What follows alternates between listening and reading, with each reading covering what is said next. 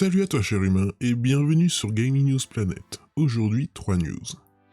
Rumeur, Horizon Forbidden West serait bien retardé sur PS4 et PS5. Des modeurs travailleraient sur Half-Life 2 Remastered avec l'accord de Valve. Et enfin PS2, annulé par Sony un ancien prototype de boîtier de jeu au design particulier fait surface.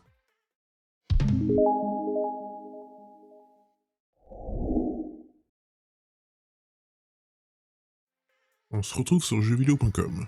On dit souvent que la rumeur se répand comme une traînée de poudre. Un peu plus tôt dans la journée, les bruits de couloir commençaient à s'élever autour d'un potentiel report d'Horizon Forbidden West au premier trimestre 2022. Cette fois-ci, c'est le très célèbre journaliste Jason Schreier qui a mis le feu aux poudres. Tout est parti d'une déclaration de Jeff Grubb, relayée entre autres par nos confrères de VGC. Ces derniers mettaient en lumière le fait que le journaliste de GamesBeat déclarait récemment, dans son émission Giant Bomb Show, avoir entendu dire que Sony souhaiterait décaler Horizon Forbidden West au début de l'année prochaine et qu'un événement aux alentours de septembre viendrait confirmer le décalage.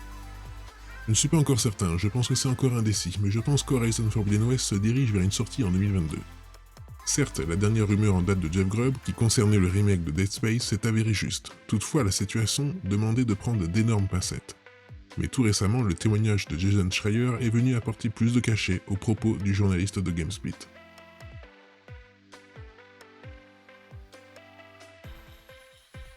Bien moins hésitant que son confrère, le journaliste Jason Schreier de Bloomberg n'y est pas allé par quatre chemins pour se fendre d'un tweet annonçant que l'une de ses sources abondait dans le sens de la rumeur partagée par Jeff Grubb et qu'il confirmait le report de Sony. Selon ses propres mots, la décision de Sony serait déjà actée et on aurait tendance à croire qu'il dit vrai, le sujet étant particulièrement sensible pour tenter une déclaration de ce genre sans fondement. Pour le moment, il n'y a plus qu'à attendre une communication officielle et une très probable confirmation de Sony, aussi bien sur le sujet du report que de la potentielle présentation à venir autour d'Horizon Forbidden West, qui est attendu sur PS4 et PS5. On se retrouve sur Jeux Vidéo Live. Selon SteamDB, une Half-Life 2 Remastered Collection devrait bientôt débarquer sur Steam grâce au travail des modeurs. Selon Tyler Mike Vicker, connu pour avoir déjà dévoilé de nombreuses informations sur les jeux de Valve, des moteurs travailleraient actuellement sur une Half-Life 2 Remastered Collection incluant le jeu principal et ses 2 épisodes. En effet, ce dernier a déniché la fiche du jeu sur le site de données lié à Steam, SteamDB. Concernant les personnes derrière ce projet, il s'agirait d'une équipe ayant travaillé sur le mode Half-Life 2 Update qui a amélioré la qualité visuelle du FPS de Valve.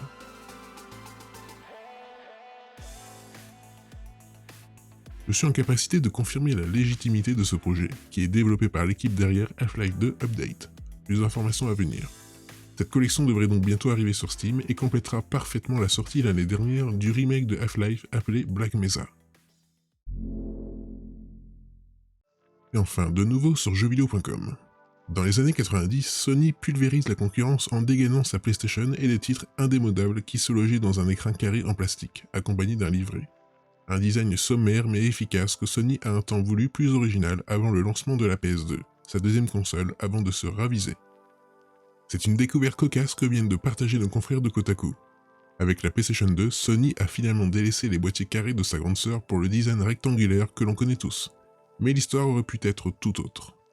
Vers la fin des années 80 et le début des annes 90, le designer Hawk Yayeo se fait remarquer pour ses créations, soit des designs d'emballage aussi étranges qu'originales, comme jamais nous n'avons pu en voir dans l'industrie vidéoludique. À cette époque, le designer est parfois sollicité par des éditeurs qui lui passent commande pour mettre au point des boîtiers comme on en voit rarement, à l'opposé du design passe-partout que l'on connaît. En parallèle, Sony réfléchit de plus en plus à offrir un look original aux futurs écrans de ses jeux PS2. L'alignement des planètes se met en place, et le designer qui délaisse ses créations en carton est se lance dans un dernier défi dans l'industrie vidéoludique et engagé par Sony.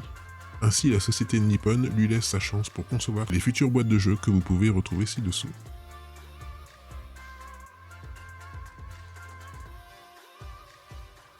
Inspiré, Hawk Yayeo élabore alors un prototype rectangulaire surmonté d'un cercle censé accueillir le support CD de la console.